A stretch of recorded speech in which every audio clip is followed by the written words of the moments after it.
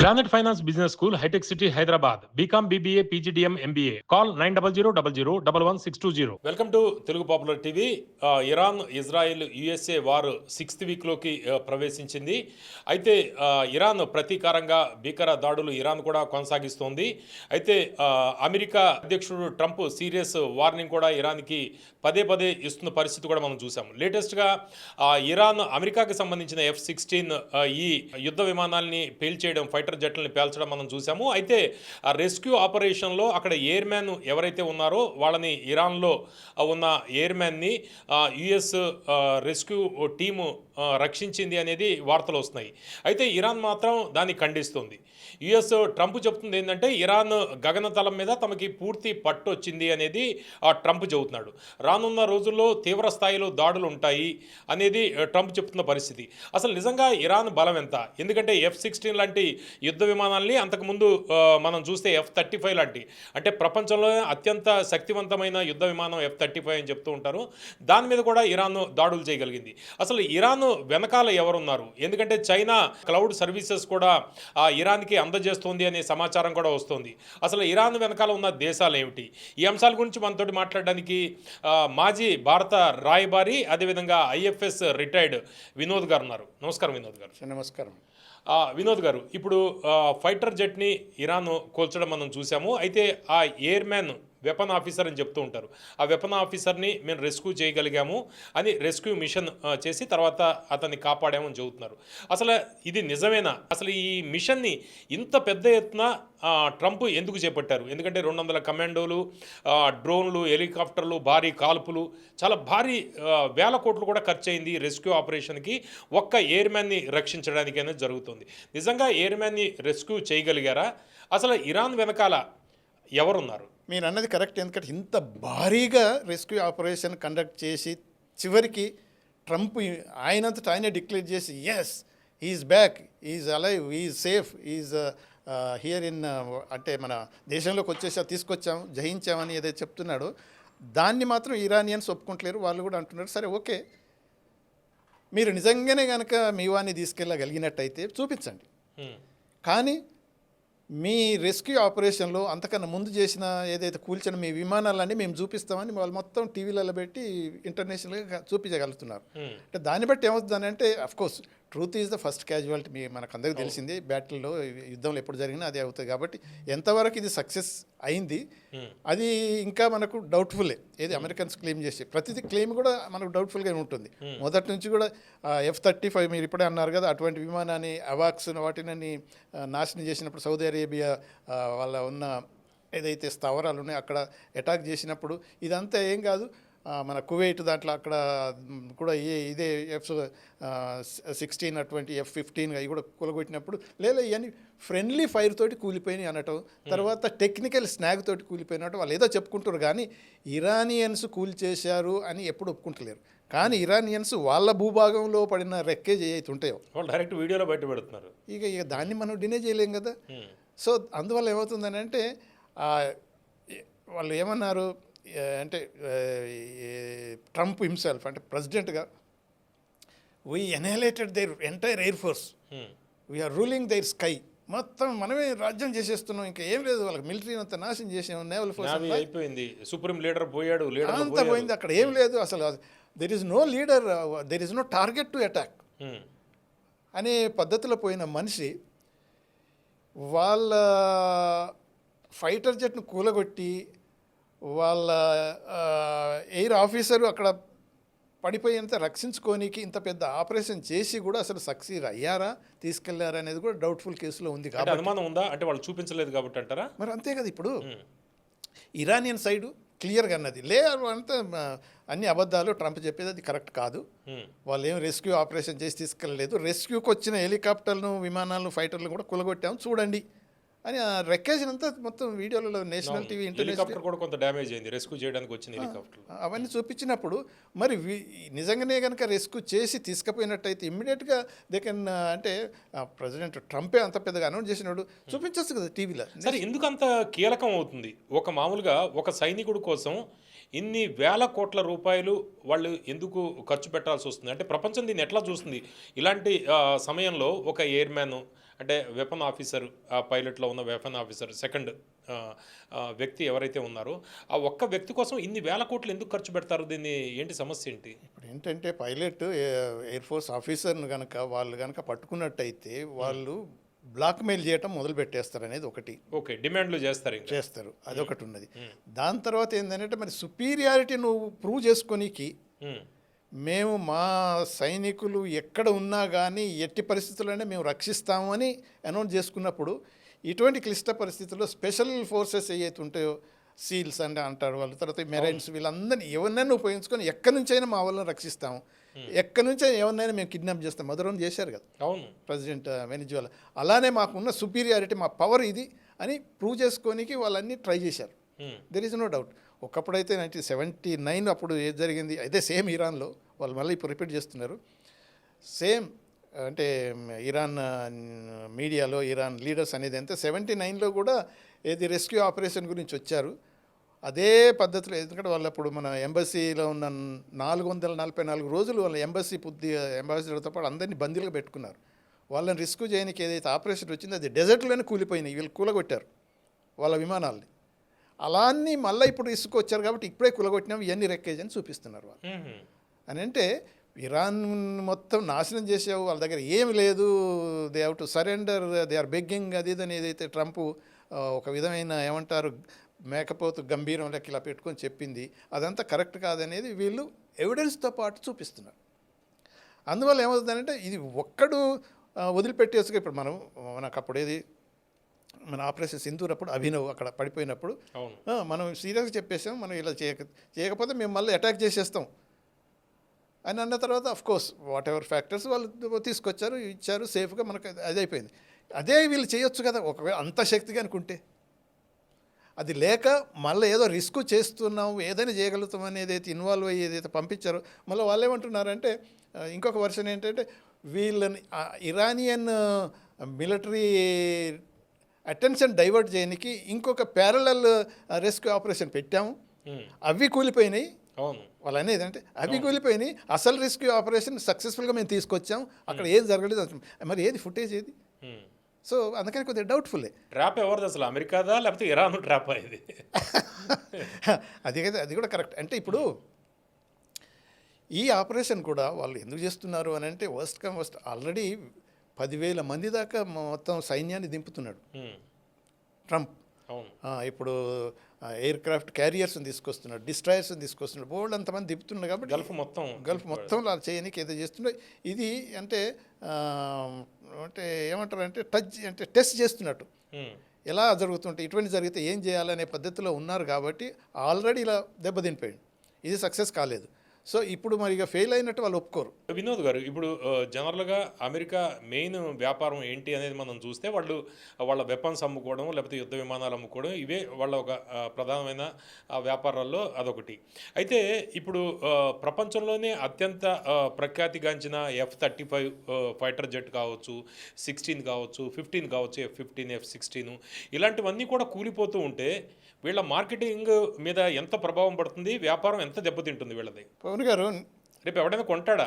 ఇప్పుడు మీరు అన్నది కరెక్ట్. ఒక యాంగిల్లో చూస్తే మిలిటరీ మైట్ వైజ్ ఒకటి దెబ్బతినిపోతుంది America, there is no doubt.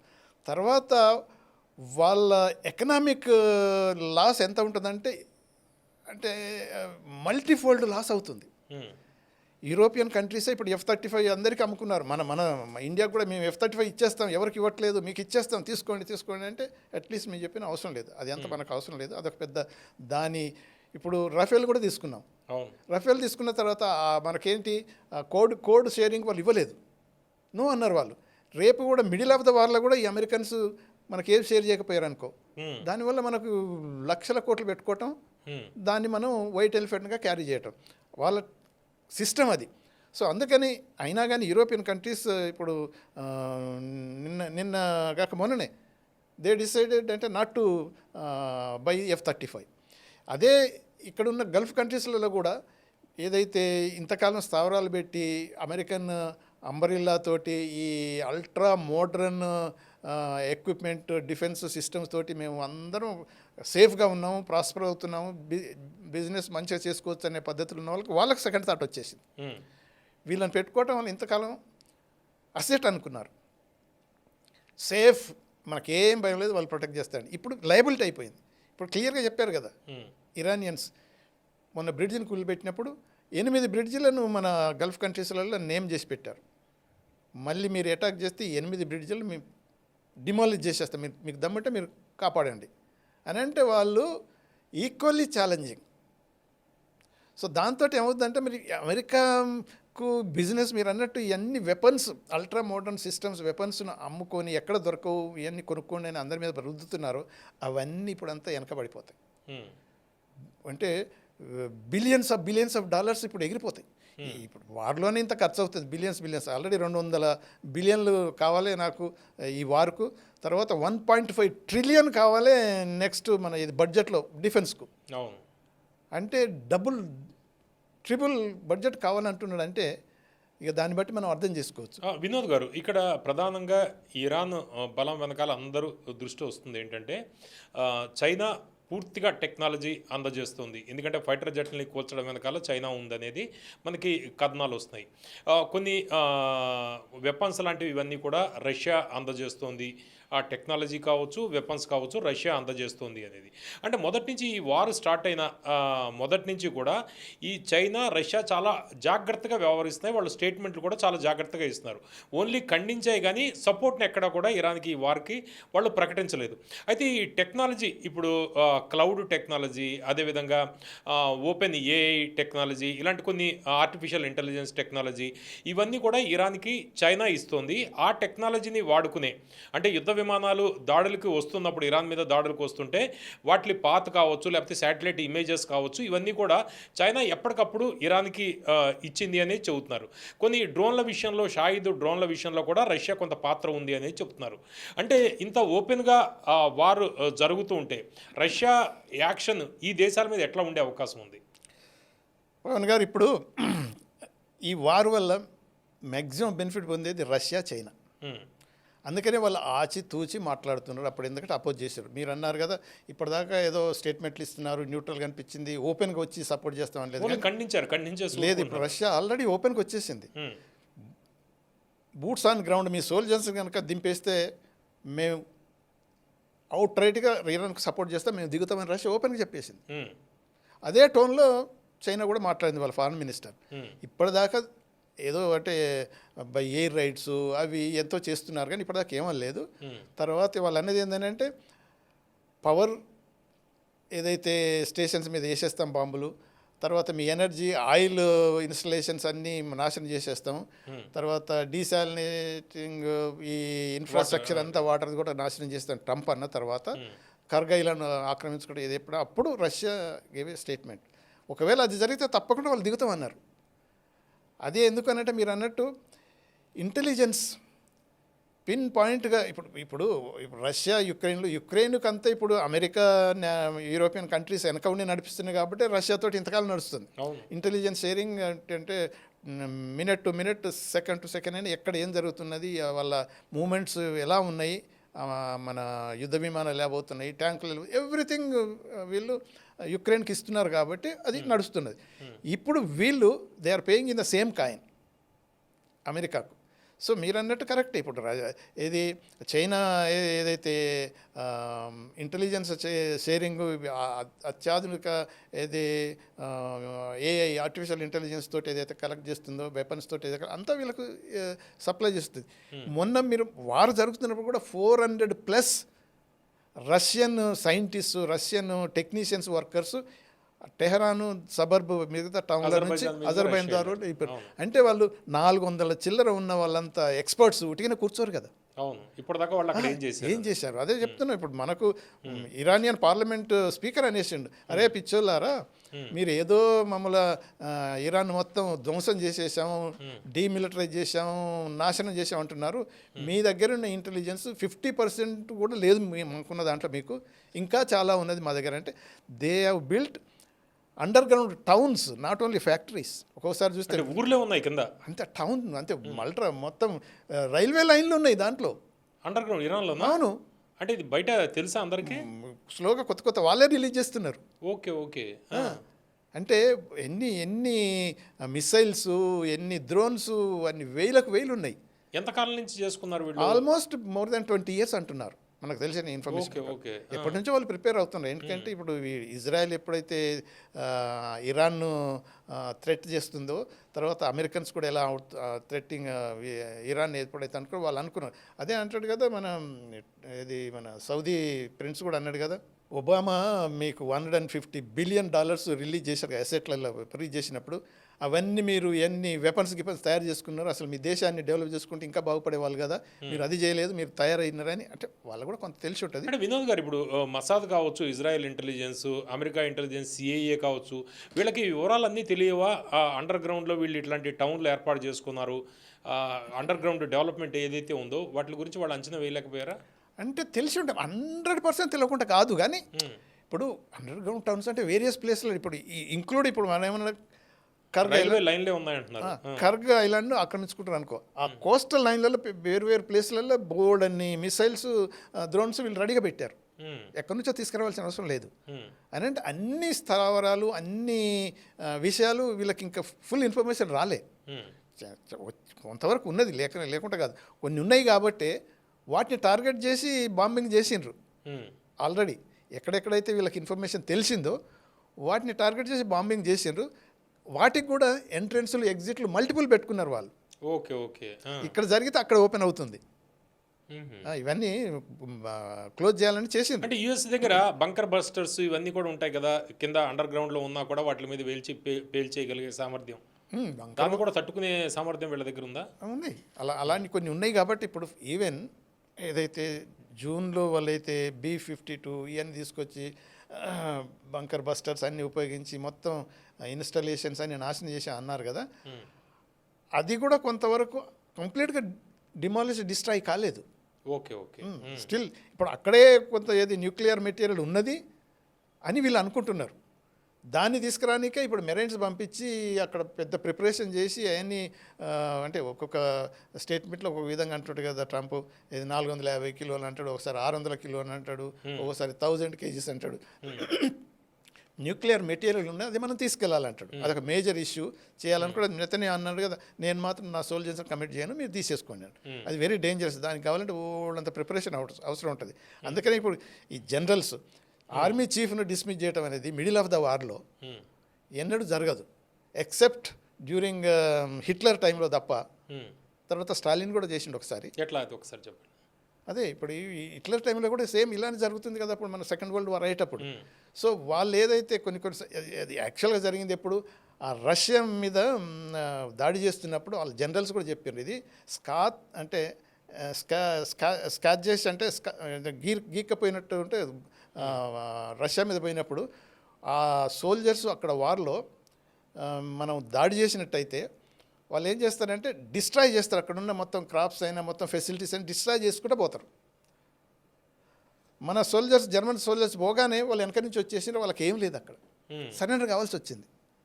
Scratch earth policy అనేది వాళ్ళు పెట్టుకున్నట్టు. ఇటువంటిదే ఇరాన్లో కూడా ఇలానే జరుగుతుంది. మనం కనుక ల్యాండ్ అయిపోతే they are capable of doing all these things. మనం చెయ్యొద్దు అనేది వాళ్ళైతే ఇచ్చిన అడ్వైజ్ ఉంటుందో వీళ్ళకి నచ్చలేదు, ట్రంప్కి నచ్చలేదు,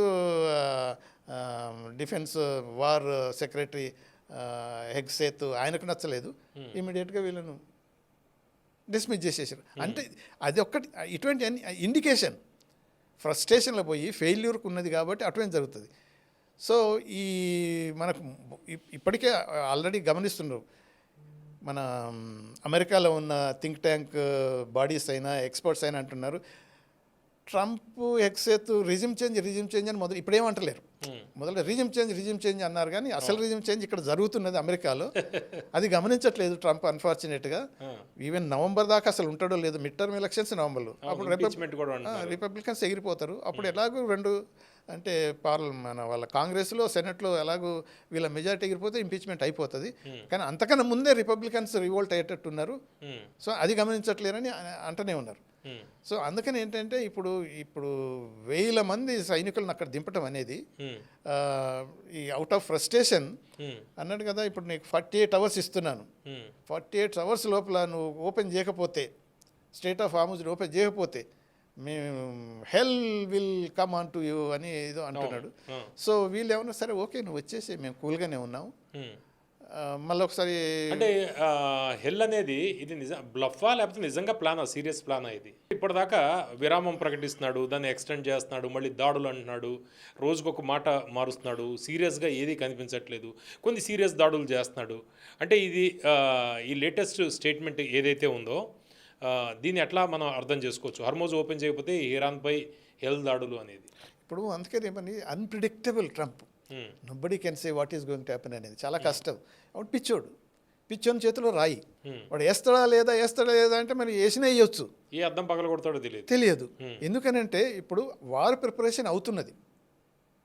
అందరినీ 10,000 మంది దాకా సైనికులను అక్కడ దింపడం అంటే అంత దూరం నుంచి ఎక్కడెక్కడి నుంచో వేరియస్ వాళ్ళకి ఇది సెంట్ కమాండ్ అనుకోండి, మిగతా అదర్ ఏరియాస్ నుంచి అందరికీ ఇంక్లూడింగ్ యూఎస్ నుంచి కూడా పంపిస్తున్నాడు. ఇప్పుడు HW bush air craft carrier another third one, దాన్ని కూడా తీసుకొస్తున్నాడు. గెరాల్డ్ ఫోల్డ్, అబ్రహం లింకన్ తర్వాత ఇప్పుడు ఇది కూడా వచ్చేస్తుంది. దాంతోపాటు దానికి సంబంధించిన అందరి మెరైన్స్ అయినా సీల్స్ అయినా అంత రానున్న రోజుల్లో ఇప్పుడు ట్రంప్ చెప్తున్నట్టు భారీ దాడులు ఉండే అవకాశం ఉందా? ఎందుకంటే హర్మూజ్ విషయంలో వాళ్ళు ఏం తగ్గేటట్లు ఇరాన్ లేదు, భారీ దాడులు ఉండే అవకాశం ఉందా రానున్న రోజుల్లో? అంటే ఇప్పుడు అదే ట్రంప్ ఏమంటున్నాడు అంటే నెగోషియేషన్స్ విత్ ఫోర్స్ అంటున్నాడు. ఆయన పద్ధతి, బిజినెస్ మ్యాన్. అదే నేను ఇంతకుముందు ఒకసారి కూడా అన్నాను కదా, పేడ తీసి గోడ కొట్టేస్తే అతుకుంటే పడిపోతుంది అంతే. నేనైతే అనేస్తాను, నేనైతే బలగాలు పెట్టేస్తాను, ఈల్డ్ అయిపోతే క్లెయిమ్ చేసుకుంటాను, లేకపోతే ఒక రాయి వేసేసి చూస్తాను, అది. సో అప్పుడు ఏమవుతుంది అంటే వాళ్ళు కనుక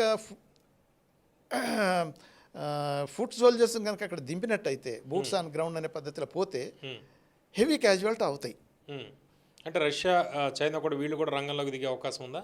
ఎస్, వాళ్ళు వచ్చే పద్ధతులు ఉన్నది. వీళ్ళే ఇరానియన్సే to begin with they can handle this కొన్ని ఎర్లీ డేస్లలో. ఇంకా దశల వారీగా ఉంటుంది, ఫేజ్ వైజ్. ఇంకా ప్రొలాంగ్ చేస్తే మాత్రం వాళ్ళు they openly said yes, we don't keep quiet, we will support Iran అనేసి రష్యా. అంటే ఇంకా ఇరాన్కి రష్యా బయటకు ఓపెన్ అయిపోతుంది, చైనా ఓపెన్ అయిపోతుంది, ఆల్రెడీ ప్రాక్సీ గ్రూప్స్ ఉన్నాయి, హిజ్బుల్లా కానీ హౌతీస్ కానీ, ఇవన్నీ వారు చాలా పెద్ద ఎత్తున ఎస్కలేట్ అయ్యే అవకాశం ఉందంటారు. అంటే అలా చూపిస్తున్నాడు ట్రంప్. కాకపోతే అట్లీస్ట్ భారీ యుద్ధాన్ని కోరుకుంటున్నాడు. ఇప్పుడు నెతన్యాహు ప్రవోక్ చేస్తున్నాడు ఎక్కువ. ఎందుకు?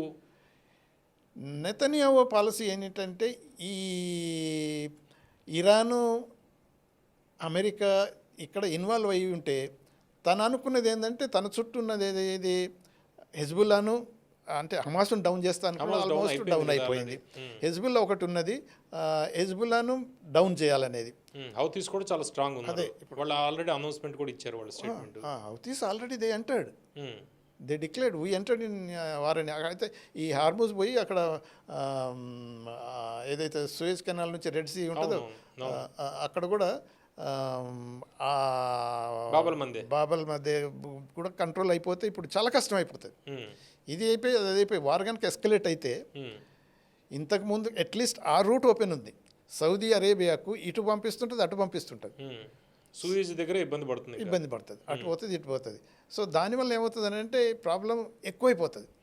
ఇప్పుడు నెతన్యాహు పాలసీ ఏంటి, హెజ్బుల్లాస్ను కంట్రోల్ చేసుకొని ఎంత ఏరియా వీలైతే అంత, అంటే ఆ బ్రిడ్జ్లన్నీ రివర్ ఏదైతే ఉందో ఆ రివర్ దాకా వీళ్ళంతా ఆక్రమించుకున్నారు అక్కడ. ఇది రెడ్ సీ దగ్గర అక్కడ మన ఇది హెజ్బుల్లాస్ ఉన్న ఆ ప్లేస్ అంతా వాళ్ళందరినీ $2 million పీపుల్ డిస్ప్లేస్డ్. సో అది ఆయన మెయిన్ ఐడియా ఏంటంటే grabbing the land as much as possible. Okay, Vinod గారు, రెండోది కూడా ఇంకో కోణం కనిపిస్తుంది ఏంటంటే ఇప్పుడు వాళ్ళు ఎక్కువగా ప్రెషర్ తీసుకురావడానికి, జూయిష్ లాబీ ఏదైతే ఉందో యుద్ధాన్ని కంటిన్యూ చేయాలని ట్రంప్ మీద ప్రెషర్ తీసుకురావడానికి కావచ్చు, లేకపోతే ఇప్పుడు త్వరలో అక్కడ ఎలక్షన్స్ జరగాలి, ఎలక్షన్స్ జరిగితే ఓడిపోతాడు కాబట్టి నెతన్యాహు అతని మీద ఆల్రెడీ ఇప్పటికే చాలా కేసులు ఉన్నాయి, అందుకని వారు కోరుకుంటున్నాడు, వారు పూర్తిగా నెతన్యాహు స్వార్థం అనేది ఒకటి వినిపిస్తుంది, నిజమంటారా? 100% కరెక్ట్ అండి. నెతన్యాహు ఇప్పుడు కనుక వార్ అక్కడ కూడా ఇజ్రాయెల్లో కూడా ఇది యాంటీ వార్ డిమాన్స్ట్రేషన్స్ ర్యాలీస్ అవుతున్నాయి, but not in a big way. వాళ్ళు ఉన్నది ఎంతమంది అంత కాదు కాబట్టి అది సపరేట్ చేయగలుగుతున్నారు. కానీ వారు కనుక స్టాప్ అయిపోయిందంటే నెక్స్ట్ అక్టోబర్లో ఎలక్షన్స్ ఉన్నాయి. అక్టోబర్ ఎలక్షన్స్లో ఇప్పుడు నెతన్యాహు చేసిన అదర్ యాక్టివిటీస్ అన్నీ బయటకు వస్తాయి. వాళ్ళ ప్రెసిడెంట్ కూడా ట్రంప్ పోయి అక్కడ వాళ్ళ పాటనిమ్మన్నాడు కదా. నెసెట్లో పాటనీయమని ఇంత మంచి పని చేస్తున్నాడు, అది ఎంత చేసినా ఆయన జరగలేదు. సో అది వారు ఆగిపోయిందని అంటే ఎలక్షన్స్ వచ్చినప్పుడు ఇవన్నీ బయటకు వచ్చేస్తే కేసులన్నీ చుట్టుకుంటాయి, తప్పకుండా ఓడిపోయే పరిస్థితులు ఉన్నాయి. కాబట్టి ఆయన కంటిన్యూ చేయాలనేది ఒకటి. War almost Israel at war continuously అనే పద్ధతిలో పోతున్నాడు ఆయన. తర్వాత ఇప్పుడు ట్రంప్ కూడా అదే పద్ధతిలో, ఎందుకంటే ఎప్స్టీన్ ఫైల్స్ అన్నీ ఆల్మోస్ట్ బయటకు వచ్చేసి బయటపడతాయి, తెలుస్తాయి. ఎవ్రీ అంటే ఇన్సిడెంట్ ఎన్ని మిలియన్స్ ఆఫ్ ఏదో అంటున్నారు కదా పేజెస్ ఉన్న దాంట్లో ప్రతి చోట ట్రంప్ పేరున్నది. సో అవన్నీ అది రిడక్ట్ చేసి అంతా ఏదో వైట్ పేపర్లకు ఇచ్చేసింది. నెతన్యాహు బ్లాక్మెయిల్ చేస్తున్నాడు, ఇజ్రాయెల్ బ్లాక్మెయిల్ చేస్తుంది. ఎగ్జాక్ట్లీ ఇది ఏదైతే లాబీ ఉన్నదో మన జ్యూస్ లాబీ, తర్వాత ఈ మొసాద్ వాళ్ళకంతా ఈ యాక్టివిటీస్లో అన్ని ఇన్ఫర్మేషన్ వాళ్ళు అనేది ఏంటంటే ఎప్స్టీనే ఇచ్చాడు అని. ఎందుకంటే ట్రంప్కు ఎప్స్టీన్కు ఆ మధ్యన గొడవ వచ్చింది. ఇప్పుడు పామ్ బీచ్ ఏదైతుందో దాని మీద వాళ్ళు వీడు ఎప్స్టీన్ కూడా కొనుక్కోవాలనుకుని ట్రంప్ కూడా కొనుక్కోవాలంటే ఆ రియల్ ఎస్టేట్ ఐలాండ్స్ గురించి గొడవలు వచ్చేసినాయి. అందుకని అన్నాడుగా నాకు పడలేదు, అందుకని ఐ కిక్ డిమ్ అవుట్ అనేది అన్నాడు కదా. సో దాని గురించి వీళ్ళు వాడు చిన్నగా వాడు తక్కువడు కాదు కదా, వీళ్ళిద్దరూ అంటే ఇదే కాబట్టి ఒకరి మీద ఒకడు వాళ్ళన్నీ లీక్ చేసి వాళ్ళ దగ్గర ఉన్నాయి. సో అందుకని వాళ్ళు కూడా బ్లాక్మెయిల్ చేసి ఉంటారు. చేయబట్టే ట్రంప్ ఇక ఈల్డ్ కావాల్సి వచ్చిన పరిస్థితి ఉన్నది. అంటే రానున్న రోజుల్లో అంటే రేపు ఇంపీచ్మెంట్ అయినా లేకపోతే ట్రంప్ టర్మ్ అయిపోయినా కూడా ఈ ఎప్స్టీన్ ఫైల్ కావచ్చు, లేకపోతే ఇప్పుడు ఇజ్రాయెల్ ఏదైతే బ్లాక్మెయిల్ చేస్తుందో ఇవన్నీ బయటకు వచ్చి ట్రంప్ భవిష్యత్తులో అరెస్ట్ అయ్యే అవకాశం ఏదైనా ఉంటుందా? ఇంతకుముందు ఎప్పుడైనా అమెరికన్ ప్రెసిడెంట్ అరెస్ట్ అయ్యాడా ఇలాంటి కేసుల్లో? అది కొద్దిగా కష్టమే అసలు యాక్చువల్గా. అలా ఉంటుందా? అటువంటి ప్రొసీజర్ ఉంటుందా? అంటే ఇప్పుడు లాస్ట్ టైము ఎప్పుడైతే వైట్ హౌస్ మీద దాడి చేపించినప్పుడు ఆ కేసులు అన్నీ ఎప్పుడో చేసి అప్పుడే ఈ వాజ్ అంటే ప్రెసిడెంట్ ఎలక్షన్ కంప్లీట్ కాకముందే వీళ్ళు డెమోక్రాట్స్ కనుక సీరియస్గా ఆ కేసులన్నీ కంప్లీట్గా అంటే వార్ ఫుటింగ్ కనుక క్లియర్ చేసి ఉంటే జైలు పెట్టాల్సిన పరిస్థితి ఉండు. ట్రంప్ను డిక్లేర్ చేసిండు యాక్చువల్లీ ఈజ్ గిల్టీ అని. కాకపోతే ఎలక్టెడ్ ప్రెసిడెంట్ ఏం చేస్తారు? జడ్జి కూడా ఏం చేయలేకపోయిండు. అక్కడ అవకాశం ఉండదా అమెరికన్ కాన్స్టిట్యూషన్లో? ఎందుకుంటుంది, అవకాశం తప్పకుండా ఉంటుంది. కాకపోతే ఏంటంటే ఇప్పుడు ఉండదు. ఇప్పుడు ఏం చేసిందంటే మళ్ళీ అది రివర్స్ చేయొచ్చు. ఇప్పుడు ఏం చేసుకున్నాడు, ప్రెసిడెంట్ కాగానే పర్మనెంట్ ఇమ్యూనిటీ డిక్లేర్ చేసుకున్నాడు. ఓకే. అంటే అధికారంలో ఉండగా అతను అరెస్ట్ చేసే అవకాశం ఈ కేసులు ఉండదు. అది ఉన్న కాన్స్టిట్యూషన్ ప్రకారమే. సో ఇప్పుడు మన ట్రంప్ డిక్లేర్ చేసుకునేది ఏంటంటే ఒకసారి నువ్వు ప్రెసిడెంట్గా ఉండి ఏం చేసిపోయినా కానీ నెక్స్ట్ దిగిపోయినా రిటైర్ అయినా కూడా దాని మీద కూడా నీ కేసులు ఉండకూడదు. ఓకే. అలా అంటే అది ఏమంటారు లైఫ్కు ఎగ్జామ్షన్ ఫర్ లైఫ్. మన దగ్గర ఎలక్షన్ కమిషన్కి ఉన్నట్టు. ఎగ్జాక్ట్లీ. ఇప్పుడైతే మన కొత్తగా లేటెస్ట్ ఈ కొత్త ప్రభుత్వం ఏదైతే చేసిందో అక్కడ ఆ ప్రెసిడెంట్కు అలా చేసుకున్నాడు ఆయన. అంటే ఈ ఎప్స్టీన్ అనేది పాతది కదా, దాంతో కూడా ఏది పాతదైనా కానీ ఇప్పుడు ఒకసారి ఇప్పుడు ఆయన ప్రెసిడెంట్ ఇప్పుడు దిగిపోయింది అనుకో, ఎంతకుముందు ఎన్ని జరిగినా కానీ అవన్నీ మాఫీ, ఇమ్యూనిటీ వచ్చేస్తుంది. ఇమ్యూనిటీ ఫర్ లైఫ్ అంటే వ్యాక్సిన్ ఇచ్చినట్టు అంతే కదా. కానీ అది మళ్ళా ప్రభుత్వం మారిన తర్వాత వాళ్ళు వచ్చి దీన్ని తీసేస్తారు, కొట్టేయచ్చు కదా. ఇది ఇల్లీగల్ కదా, అది కరెక్ట్ కాదు. సో అందుకనే ఇప్పుడు బయటపడి మళ్ళీ అతనికి మెడకి చుట్టుకునే అవకాశం కూడా ఉంటుంది. సార్ ఒక వర్షన్ వస్తుంది ఏంటంటే ఇప్పుడు ఇరాన్ అక్కడ బలపడితే, అంటే ఇప్పటిదాకా మనం చూస్తుంటే స్టార్టింగ్లో యుఎస్ దాడులు చేసి వాళ్ళ సుప్రీం చీఫ్ని చంపేయడం, అప్పుడు ఇరాన్ బలం వేరు, ఈరోజు ఇరాన్ బలం వేరు. ఎందుకంటే బార్గెన్ కెపాసిటీ కూడా ఇరాన్కి బాగా పెరిగింది. ఎందుకంటే దాడులు చాలా తీవ్ర స్థాయిలో కనిపిస్తున్నాయి. అప్పర్ హ్యాండ్ ఈ రోజుకి ఇరాన్దే మనకు కనిపిస్తుంది, మీడియాలో కూడా అదే వస్తుంది. ఇరాన్ బలపడితే మనకి నష్టము అనేది ఒక వర్షం జరుగుతుంది. దానికి కారణం ఏంటంటే ఇరాన్ వెనకాల చైనా ఉంది, రష్యా ఉంది. రష్యాతోటి మనకి మంచి సంబంధాలే ఉన్నా కూడా ఇరాన్ దాడుల వెనకాల చైనా ప్రోత్సాహము లేకపోతే చైనా పూర్తి సహకారం ఉండడం వల్ల రేపు ఇరాన్ ప్రాబల్యం అక్కడ పెరిగితే మనకి ఇబ్బంది ఉంటుంది. మనం అమెరికా బలపడితేనే మనకి లాభం అనేది కొంత ఉంది. దీన్ని మీరు ఎట్లా విశ్లేషిస్తారు?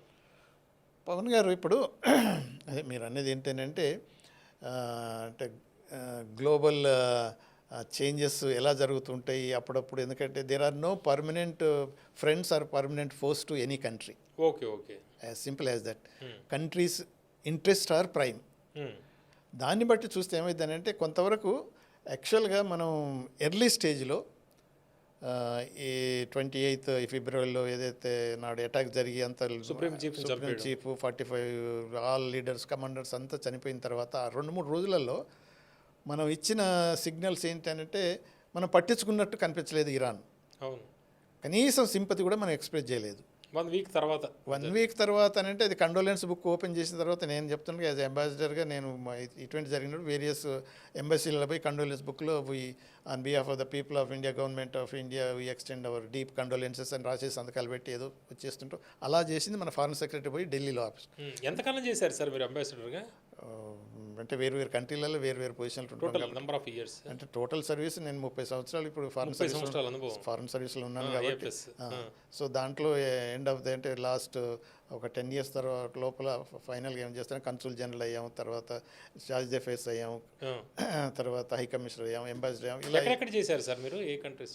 నేను జర్మనీలో ఆల్మోస్ట్ నేను 87 నుంచి జర్మనీలో ఉన్నాను. చాలా కాలం 10 ఏళ్ళు పనిచేశాను అక్కడ. సెకండ్ సెక్రటరీ కానీ మొదలు పెడితే కన్సూల్ జనరల్ ఆఫ్ ఇండియా దాకా రైజ్ అయిపోయాను.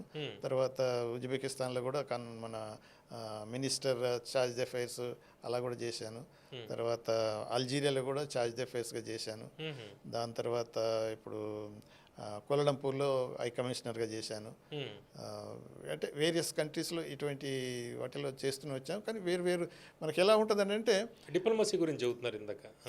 ఇప్పుడు ఎలా ఉంటుందని అంటే కామన్వెల్త్ కంట్రీస్లో ఉన్న దాంట్లో మన ఎంబసీస్లో అంబాసిడర్ అన్నాం, హై కమిషనర్ అంటాం, అంటే బ్రిటిష్ దాటి కింద. మిగతా కంట్రీస్లో అంబాసిడర్ అంటాం, ఇంకా కొన్ని కంట్రీస్లో చార్జ్ d'affaires అంటాం. అలా ఉంటాయి పొజిషన్స్. కాకపోతే హెడ్ ఆఫ్ ద మిషన్, అదే మేము దానికి హెడ్గా భారతదేశ ప్రతినిధిగా అక్కడ ఉంటాం. అలా వేరియస్ కంట్రీస్లో. ఇక ఫారెన్ సర్వీస్లో జాయిన్ అయిన తర్వాత మామూలుగా సెకండ్ సెక్రటరీ నుంచి లెవెల్ దాకా పెరిగిపోతూ బయట ఎంబసీలలో ambassador is the highest post. Okay, అంటే హై కమిషనర్ అయినా అంబాసిడర్ అయినా అలా రైజ్ అయిపోతాం. సో మామూలుగా ఎక్కువ నేను ఆ రష్యన్ సైడ్, ఎందుకంటే ఉజ్బెకిస్తాన్లో చేశాను, అంబాసిడర్గా రిటైర్ అయ్యాను. తర్వాత ఉజ్బెకిస్తాన్లో చేశాను, మన శాస్త్రి గారి డెత్ అక్కడే అయింది కాబట్టి అక్కడ ఉంది. సో ఆ ఏరియా అంతా ఉన్నది. ప్లస్ జర్మనీలో ఒక 10 years ప్లస్ ఉన్నాను.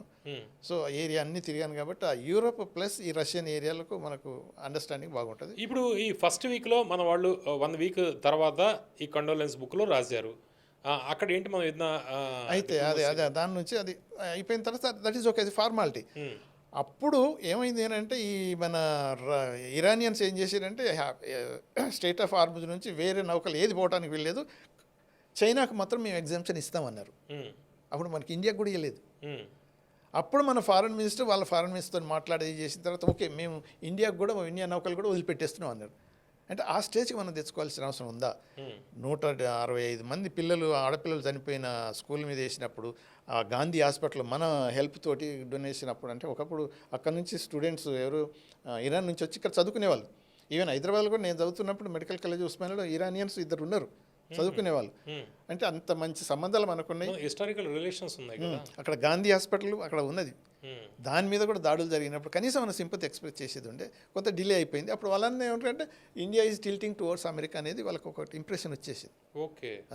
సో ఇప్పుడు ఏంటంటే ఇప్పటికి చూస్తే నిన్న కూడా మాట్లాడేది మన ఫారెన్ మినిస్టర్ మన ఫారెన్ మినిస్టర్ తోటి, అంటే డెవలప్మెంట్ సాలి. సో స్లోలీ రియలైజ్ హర్ముజ్ విషయంలో స్లోలీగా అంటే ఇప్పటికి రియలైజ్ అయ్యి దో లేట్ అయిపోయినా కానీ ఇప్పుడు మన షిప్స్ అన్నిటి ఫ్రీగా వదిలిపెట్టేస్తున్నారు. అంటే నేను అడుగుతుంది, రేపు అక్కడ ఇరాన్ బలపడితే చైనా బలపడినట్టే, రేపు మనకేదైనా థ్రెట్ లాంటిది ఏదైనా ఉంటుందా? ఎందుకంటే వాళ్ళిద్దరూ బాగా దగ్గర పడితే రేపు హర్ముజ్ విషయంలో చైనా ఇరాన్ మీద ఏదైనా ఒత్తిడి తీసుకొచ్చే అవకాశాలు, లేకపోతే మనకి రిలేషన్స్ కొద్దిగా అంటే మీరు అన్నది కరెక్టే. ఎందుకంటే ఇప్పుడు ఒకప్పుడు రిక్ అంటే రష్యా, ఇండియా, చైనా 3 కంట్రీస్ కనుక ఫామ్ అయిపోతే వరల్డ్ అమెరికన్ హెజిమనీ, అమెరికా ఆధిపత్యం తగ్గించవచ్చు. ముగ్గురం కలిస్తే అంటే ఇప్పుడు మనకి చైనా తోటి ఉన్నట్టు రిలేషన్ అట్లా ఉండదు, అప్పుడు బలపడే అవకాశం కూడా ఉంటుండే. యాక్చువల్గా డిప్లొమసీ అక్కడే డిప్లొమసీ ఉంటుంది. ఇప్పుడు అందుకని చెప్పాను కదా, there are no permanent friends or permanent foes to any country. It all depends how you react. మనం కనుక ఇప్పుడు మనకున్న డిఫరెన్సెస్ ఉంటాయి, అవి మనం సార్ట్అవుట్ చేసుకొని మనం కనుక ఉండి రిక్ అనేది కనుక చేసేస్తే అమెరికాను కొట్టేయచ్చు, తల దించే పద్ధతి కొట్టేయచ్చు. అయితే ఇప్పుడు ఏంటంటే ఇండియా బదులు ఇంక్లూడ్ చేసుకుంటే ఎలా ఉంటుంది అనేది వాళ్ళిద్దరు కూడా ఆలోచించి వస్తుంది. Okay okay. ఇది వరకు మన కలుపుకుని ఉండేదా? ఉండేది అయితే మనం ఇంట్రెస్ట్ చూపించలేదు. మనం చూపించలేదు. మన దగ్గర నుంచే లేదు. ఆ ప్రపోజల్ ఎవరి దగ్గర నుంచి వచ్చింది, ఎప్పుడు వచ్చింది అది? ప్రపోజల్ అంతా రష్యా నుంచి వచ్చింది. రష్యా దగ్గర నుంచి వచ్చింది. ఎప్పుడండి ఇయర్? ఆల్మోస్ట్ 5 years నుంచి నడుస్తుంది. 5-6 years నుంచి ఆలోచన ఉంది. ఎందుకంటే ఈ అమెరికన్ ఏమంటారు హెజిమనియా లేకపోతే supremacy police men of the world behaviour ఎలా ఉంటుందో దాన్ని బట్టి కొంతవరకు కంటైన్ చేయడానికి ఇది ఒక ఐడియా.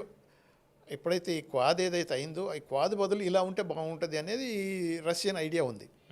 సో మన వాళ్ళు ఇంట్రెస్ట్ చూపించలేదు, ఎందుకంటే టిల్టెడ్ టువర్డ్స్ అమెరికా.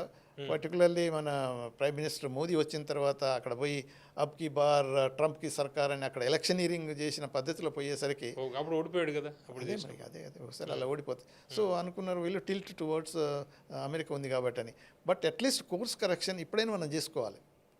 ఇప్పుడు ఇరాన్ కనుక బలపడిపోయి ఈ ముగ్గురి గ్రూపులతోని కనుక తయారైతే మనకు ఎంతవరకు ఎఫెక్ట్ అవుతుంది అనేది ఆలోచించవలసింది అవసరం ఉంటుంది. There is no doubt. కాకపోతే ఏంటంటే ఇరాన్ అంత ఈజీగా ఏదో చైనా చెప్తే ఇలా చెయ్యి అని అంటే యాంటీ ఇండియాగా తయారు మాత్రం కాదు. వాళ్ళ స్టాండ్ అట్లా ఉండదు. లేదు ఇప్పటికైనా అంతే. నిన్న కూడా ఆయన మాట్లాడినప్పుడు మొన్న కూడా మాట్లాడినప్పుడు India is our closest friend.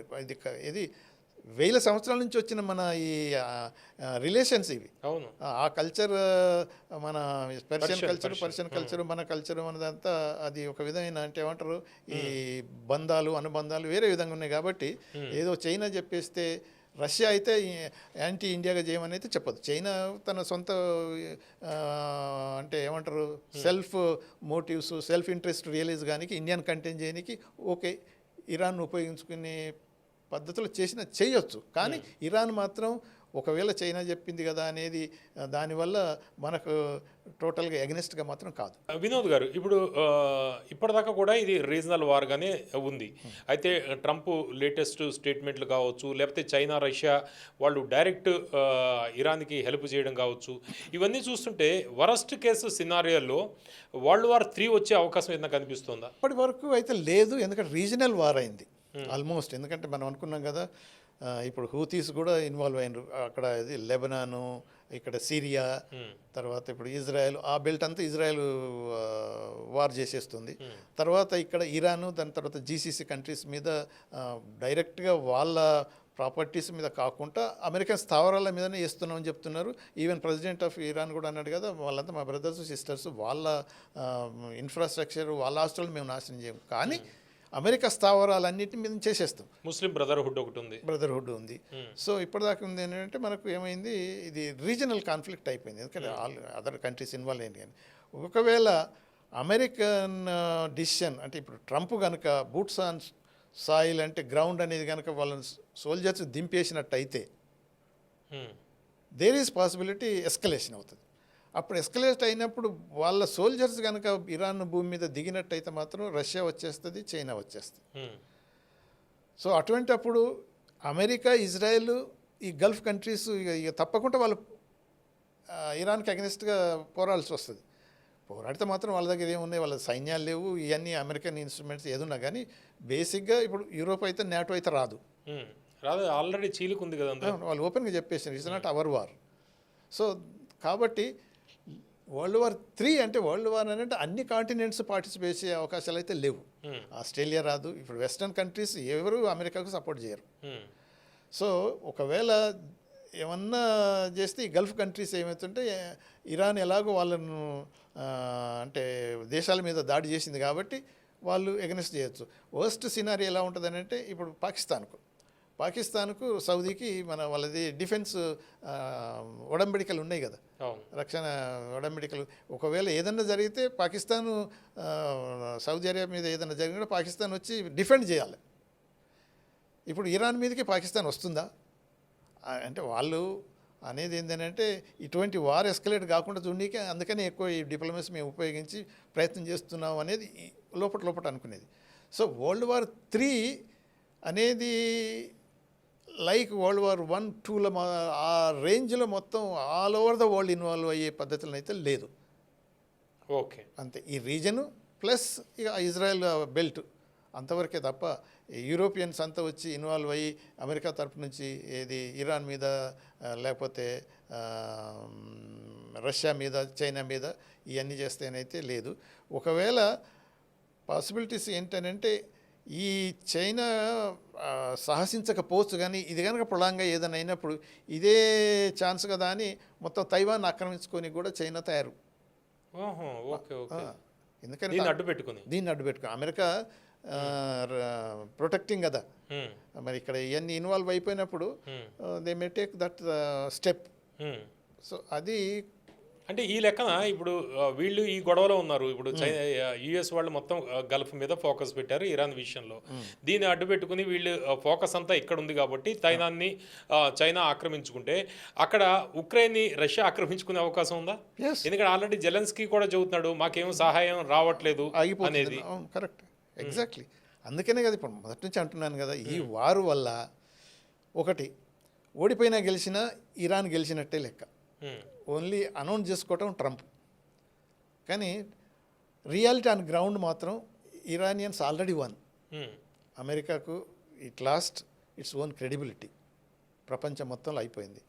వాళ్ళకు ఎంత లాస్ వస్తుంది అని అంటే వాళ్ళ క్రెడిబిలిటీ డౌన్ అయిపోవటమే కాకుండా వాళ్ళకున్న అలీస్ నేటోను, అంటే బికాస్ ఆఫ్ ట్రంప్ ఆయన చేసినటువంటి అది పర్సనల్గా వాళ్ళు నిన్నగాక మొన్న 3 రోజుల కింద ఫ్రెంచ్ మన ప్రెసిడెంట్ మార్కోన్ పర్సనల్గా వాళ్ళ వైఫ్ పేరు తీసుకోవటం ఇక ఎన్నెన్నో అనటం అని అంటే అది చాలా ఘోరం.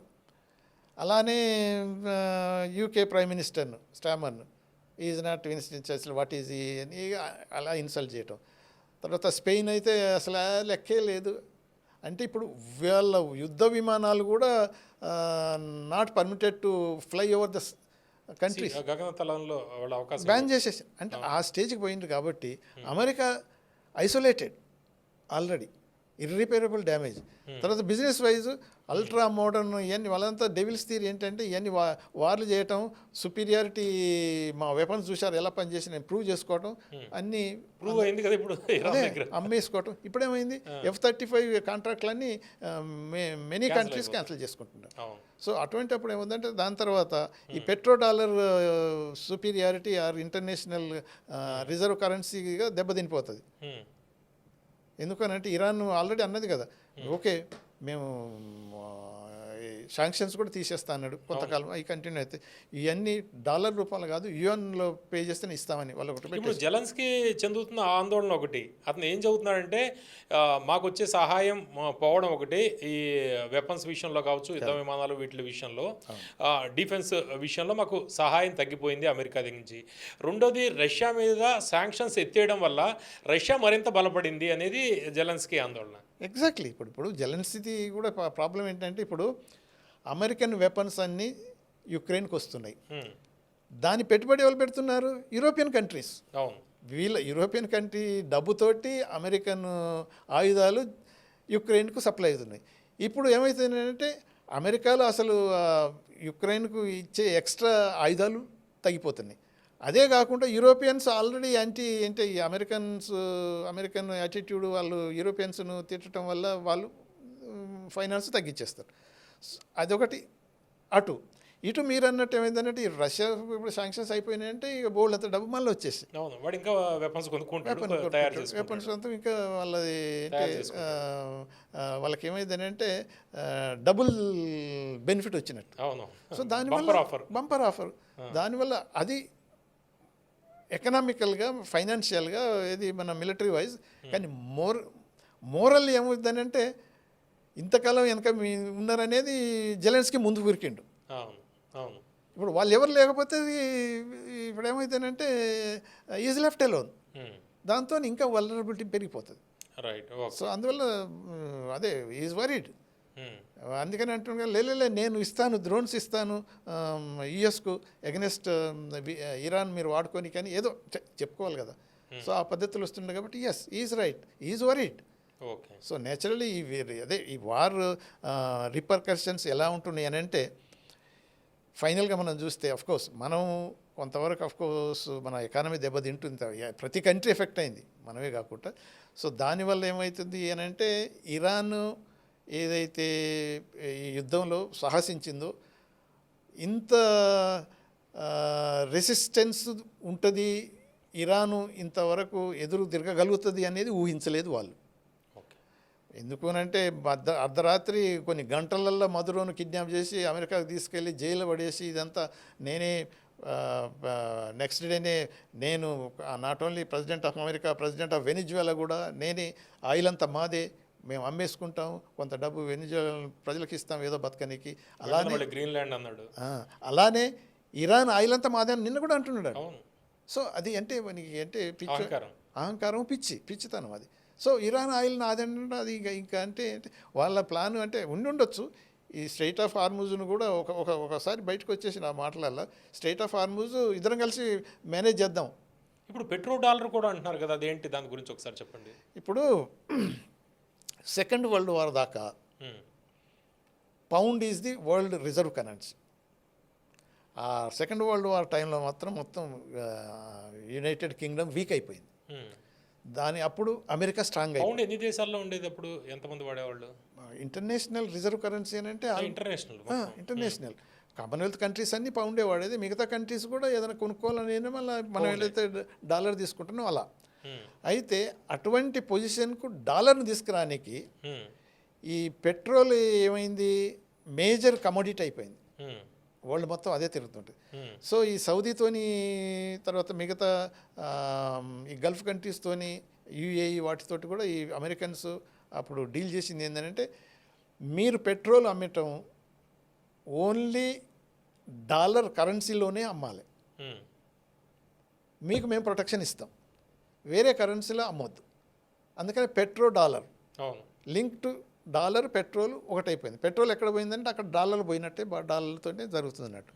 అందుకనే ఈ అమెరికన్స్ ఈ డాలర్ ఏది డాలర్ కనుక అదే పెట్రోల్ కనుక డాలర్లో కొనటం అమ్మటం జరగకపోతే, ఇప్పుడు ఆల్మోస్ట్ ఇప్పుడు ఇరాన్ అంతా డీల్ చేసేది, మన రష్యా కూడా డీల్ చేసేది డాలర్లో కాదు, యుఎన్లో, రూబుల్లో ఇలా అవుతుంది. మిగతా కొన్ని వెనిజువేలా, మన బ్రెజిల్ కూడా, వెనిజువేలా వాళ్ళు కూడా ఈ డాలర్లు ఉపయోగించారు. ఇప్పుడు రష్యా తోటి మనం ఇప్పుడు తీసుకుంటే అట్లాగే చేస్తాం, వాళ్ళ కరెన్సీ మన రూపీ చేస్తున్నాం కదా. తర్వాత మనకు మొన్నటి వరకు సేమ్ ఇరాన్తో కూడా అలానే ఉంది, రూపీ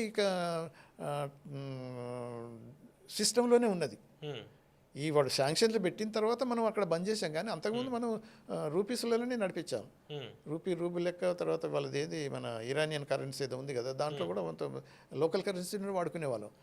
సో అందుకని ఈ డాలర్ ఎందుకు వచ్చిందని అంటే, పెట్రోలు విక్రయాలు, కొనుగోళ్ళు అన్నీ డాలర్లలోనే జరగాలి. డాలర్లో జరగటం వల్ల ఎలా అవుతుందంటే అమెరికన్ ఆధిపత్యం వచ్చేస్తుంది.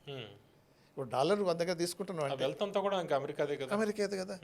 సో ఆ ఒడంబడికతోటే ఈ గల్ఫ్ కంట్రీస్, పర్టికులర్గా సౌదీ అరేబియాతో స్టార్ట్ చేసి మిగతా యూఏ తోటి అయిపోయి మిగతా అదర్ కంట్రీస్లో అయిపోయింది. అంటే ఇప్పుడు గల్ఫ్ మీద ఆధిపత్యం పోతే పూర్తిగా బలహీన పడిపోతుంది వాళ్ళ ఆర్థిక వ్యవస్థ.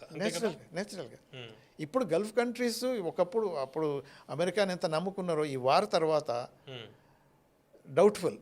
ఇప్పుడు ఇప్పుడు అమెరికన్ ఆస్తులు ఏవైతున్నాయో మిలిటరీ ఇన్స్టలేషన్సే కాకుండా, ఫర్ ఎగ్జాంపుల్ అమెజాన్ మీద కూడా దాడి చేశారు. తర్వాత గూగుల్, తర్వాత మైక్రోసాఫ్ట్, ఎనీ అమెరికన్ అసెట్ ఏదున్నా కానీ ఇప్పుడు కనుక బూట్స్ ఆన్ గ్రౌండ్ అని తీసుకొచ్చినప్పుడు వాళ్ళు ఎక్కడుంటారు సోల్జర్స్, వాళ్ళకు కూడా ఉండనీకి ఉంటుంది కదా. ఏ హోటళ్ళలో అన్నీ నింపేస్తుంటారు, అవన్నీ అటాక్ అయిపోతాయి. ఇప్పుడు మనగా 8 బ్రిడ్జెస్ ఇంతకుముందు చెప్పాను, మా ఒక బ్రిడ్జ్ వచ్చాక ఇంకొకసారి మీరు అటాక్ చేయండి మా ఎనర్జీ మీద, లేకపోతే ఎలక్ట్రిసిటీ మీద చేయండి. ఈ అన్ని గల్ఫ్ కంట్రీస్లో 8 బ్రిడ్జెస్ నేమ్ ఇచ్చారు. మీకు దమ్ముంటే మీరు వాటిని ప్రొటెక్ట్ చేయమని కూడా అన్నారు ఇరానియన్స్. ఛాలెంజ్ చేశారు. సార్ అంబాసిడర్ వినోద్ గారు, ఇప్పుడేమో డాలర్ గురించి చూసాము. ఇప్పుడు కొత్తది ఒకటి వస్తుంది ఏంటంటే యువాన్. రేపు ఇరాన్ అక్కడ వాళ్ళ ఆధిపత్యం పెరిగితే యువాన్కి కూడా ఇప్పుడు చైనా డిమాండ్ చేస్తుంది అనేది. అంటే చైనా డెఫినెట్గా చేస్తుంది, కానీ మీరు అన్నది కరెక్టే. ఇప్పుడు ఇరాన్ ఓపెన్గా, చైనా కాదు చైనా చాలా తెలియగలరు కాబట్టి ఇరాన్తోనే అనిపించారు వాళ్ళు. ఇరాన్ ఏమున్నది, yes will sell the petrol, will see మన షిప్స్ అన్నీ సేఫ్గా ప్యాసేజ్ ఇస్తాము, కాకపోతే మీరు పేమెంట్ మాకు యుఎన్లో పే చేయండి అంటే ఏమన్నట్టు, ఆల్మోస్ట్ పెట్రోల్ యుఎన్ అయిపోయినట్టు కదా. మన రష్యా ఏముంటుందంటే సేమ్ రూబుల్స్, పెట్రోల్ రూబుల్స్ అయిపోతుంది. సో ఆటోమేటిక్గా డాలర్ పడిపోతుంది. ఇప్పుడు యాక్చువల్గా ఏమవుతుంది, trillions of dollars worth bonds అన్ని కంట్రీస్ కొనుక్కున్నాయి. బాగా టాప్ కొనుక్కున్నది China. Almost more than trillion worth treasuries కొనుక్కున్నది. కానీ సిన్స్ లాస్ట్ 2 years నుంచి ఇవన్నీ డాలర్ పడిపోతుంది అనే ఐడియా వాళ్ళకు ఉంటుంది. వాళ్ళు కూడా ట్రై చేస్తున్నారు యుఎన్ పెంచాలని. సో వాళ్ళు ఏం చేశారంటే ఈ బాండ్స్ అన్ని అమ్మేసుకొని గోల్డ్ కొనుక్కోవటం మొదలుపెట్టారు. ఈవెన్ మనం కూడా అమ్మేసాం, తెచ్చుకున్నాం. అందుకని ఏమవుతుందంటే ఈ డాలర్ ఏమైపోతుందని ఎప్పుడో స్టార్ట్ అయింది 2 years నుంచి. సో ఇవన్నీ వాళ్ళకు అమ్మేసుకోవటం, ఆ డబ్బులతోటి మనం గోల్డ్ కొనుక్కొని వస్తున్నాం కాబట్టి గోల్డ్ రేట్లు అధికంగా పెరిగిపోయింది. ఇప్పుడు రష్యాలో కూడా మొత్తం గోల్డ్ రిజర్వ్స్ ఆ వార్ స్టార్ట్ చేయకముందు గోల్డ్ అంతా పెట్టుకున్నారు వాళ్ళు. వీళ్ళ మీద అంటే డాలర్ మీద నమ్మకాలు, డాలర్ ఇంటర్నేషనల్ రిజర్వ్ కరెన్సీ అయినా కానీ సో ఆల్టర్నేటివ్. సో ఆటోమేటిక్గా ఇప్పుడు ఈ యుఎన్ పెట్రో యుఎన్ అయిపోయింది అనుకో, తర్వాత పెట్రో రూబుల్ అయిపోయింది అనుకో, ఇప్పుడు వెనిజువేలా ఇప్పుడు వాడంటే అమెరికన్ ఆధిపత్యంలో ఉంది కాబట్టి ఇప్పుడు బ్రెజిల్, అదర్ కంట్రీస్ యాక్చువల్గా బ్రిక్ కాయిన్ రావాలని అనుకున్నారు. కానీ మనమే అంత సీరియస్ లేవు, ఎప్పటి నుంచో వస్తుంది అది. ఇదే ఇప్పుడు రష్యా, చైనా, ఇండియా కనుక కలిసి ఉంటే ఈ అమెరికా ఎప్పుడో ఇది డౌన్ అయిపోతుందని అమెరికా వాడు అందుకని అన్నాడు కదా మన ట్రంప్, వార్నింగ్ ఇస్తున్నాను, బ్రిక్స్ కరెన్సీ ఏదో వాడుతుందంట, వాళ్ళకు 200% కాదు 500% తారీఫులు వేసేస్తాను, ఇది చేసేస్తాను, అది చేస్తాను బెదిరించడం అనేది. అదే అప్పుడు మనం అన్నాం యూరోలాగా బ్రిక్స్ కాయిన్, బ్రిక్స్. అప్పుడు మనం అన్నాం కదా we are not thinking of leaving dollar alternate currency, మేము ఇప్పుడు ఏమీ ఆలోచించట్లేదని మనమే ఇచ్చాం 2-3 సార్లు స్టేట్మెంట్లు. సో దాంతో కొంతవరకు అదే ఈ రష్యా, చైనా వాళ్ళు ఇప్పుడు ఎలాగో ఇరాన్ వచ్చేస్తుంది. సో అంటే ఇరాన్ కలుపుకొని మనం ఇలా ముందుకు పోవచ్చు అనే ఆలోచన వచ్చింది, దెర్ ఇస్ నో డౌట్. కానీ దానివల్ల మనకు కొంతవరకు ఏంటంటే ఇరాన్ తోటి యాంటీగా ఇండియా మెజర్స్ ఇరాన్ తీసుకుంటుందని మనం అనుకోం. మొదటి నుంచి కూడా వాళ్ళు మనకు ఫ్రెండ్లీ, మన స్టెప్సే మనం ఒక్కోసారి దూరం చేసుకుంటున్నాం అనేది నా ఫీలింగ్. లేకపోతే మనకు అసలు ఇరాన్ వాళ్ళు ఇండియాకు ఇప్పటికైనా కానీ వాళ్ళ అంబాసిడర్గా ఓపెన్గా వచ్చి ఇండియా గురించి మేము ఏదైనా చేసేస్తాం, మాకు మీరు ఇంత చేశారు, మన అనుబంధాలు, సంబంధాలు, మన relations go back not centuries, thousands of years నుంచి మనం ఉన్నది. అది ఈరోజు ఏదో వచ్చి ఇలా జరగదు. So we are always friendly. ఇప్పుడు అందుకని మీరు కూడా ఇప్పుడు you can play major role war during అయినా పోస్ట్ వార్ అయినా అని వాళ్ళు అంటున్నారు. ఓకే. భారత రాయబారిగా చేసిన వినోద్ గారు ఐఎఫ్ఎస్ రిటైర్డ్, ఆయన చాలా కీలకమైన అంశాలు చెప్పారు. ఇప్పుడు Netanyahu, Israel prime minister Netanyahu కళ్ళలో ఆనందం చూడడానికి ప్లస్ ఎప్స్టీన్ ఫైల్స్ విషయాలన్నీ బయటికి వస్తాయేమో అనే భయంతో ట్రంప్ నెతన్యాహు కోరుకుంటుంది చేస్తున్నాడనేది ఆయన చెబుతున్నారు. దాంతోపాటు ట్రంప్ తన అధికారాన్ని కోల్పోయాక లేకపోతే తన టర్మ్ అయ్యాక ఎప్స్టీన్ ఫైల్స్ అతను పీకాకి చుట్టుకునే అవకాశం కూడా ఉంది. ఒకవేళ రేపు అధికారంలోకి వచ్చే వాళ్ళు డిమాండ్ చేస్తే ఆయన ఈ కేసులన్నీ బయటపడి అరెస్ట్ అయ్యే అవకాశం ఉంటుంది అనేది కూడా ఆయన చెబుతున్నారు. దీంతోపాటు ఇరాన్లో జరుగుతున్న ఈ వార నేపథ్యంలో ఇరాన్ మీద పట్టు విషయం పక్కకు పెడితే రేపు చైనా తైవాన్ని ఆక్రమించుకునే అవకాశం ఉంటుంది. ఎందుకంటే ఫోకస్ అంతా యుఎస్ ఫోకస్ అంతా కూడా గల్ఫ్ మీద ఉన్న నేపథ్యంలో చైనా తైవాన్ని ఆక్రమించుకునే అవకాశం ఉంటుంది. ఇక్కడ రష్యా ఉక్రెయిన్ వార నేపథ్యంలో ఉక్రెయిన్ మీద పైచేయి రష్యా సాధించే అవకాశం ఉంటుంది. ఓవరాల్గా కూడా యుఎస్ భారీగా తన బలాన్ని కోల్పోయే పరిస్థితులు ప్రస్తుతానికి కనిపిస్తున్నాయని చెబుతున్నారు. Thank you very much sir. నమస్కారం.